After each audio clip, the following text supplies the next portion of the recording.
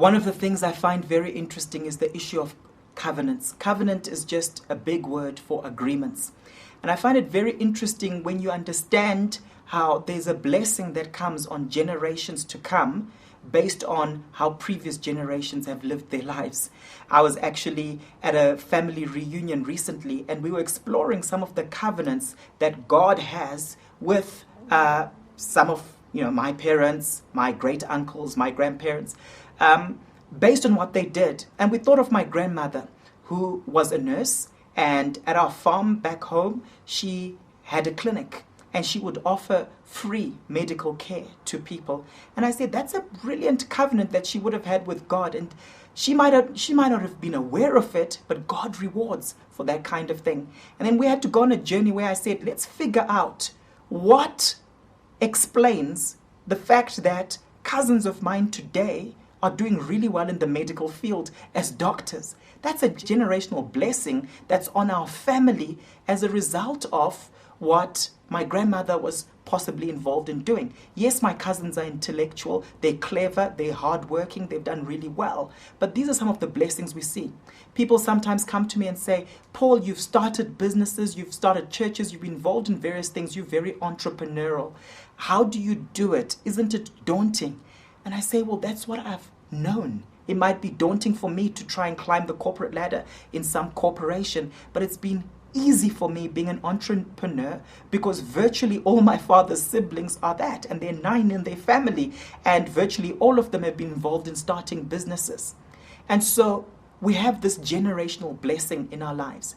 What the spirit of racism tries to do is to redefine you so that you don't acknowledge those aspects, the good aspects of your heritage. It's crucial for every individual to be able to say, what did my forefathers have that was good? And you partake of that, you take a hold of that. And what did they have that was not good? And you're able to confront that and say, I don't want that aspect in my life. So if you look at a nation like South Africa, for example, people who are from mixed backgrounds, maybe they had a Scottish father and a Xhosa mother, all right? They end up not being able to fully celebrate their Scottish heritage or their Xhosa heritage, but they're lumped into a group where they're called coloured. And they're lumped into a group together with other people of mixed backgrounds. And I say to myself, this is very interesting because someone sat down as an intellectual and said, there's this grouping of people, and I'm going to categorize you into 8 different groups.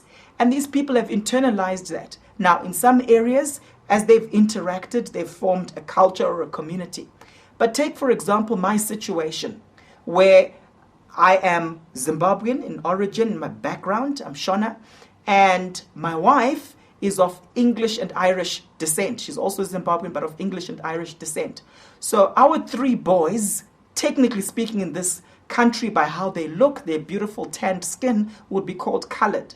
But let me ask you a question. Would they be able to identify fully with all so-called cultural aspects of so-called colored people? You notice I use that term very particularly in Cape Town, for example, or in another part of the country. No, not necessarily. The point I'm making is we need to relook at how we've categorized people, because the more divisive we become in saying, those are the Indian people over there, those are the white people over there, those are the Afrikaans people over there, sometimes those people in those groups don't identify with the broad stroke definition. One of my brother-in-laws, for example, is Afrikaans, but he's from Cape Town, and he'll tell you straight that Cape Town Afrikaans people aren't exactly the same as the people who crossed the Vaal, who are Afrikaans.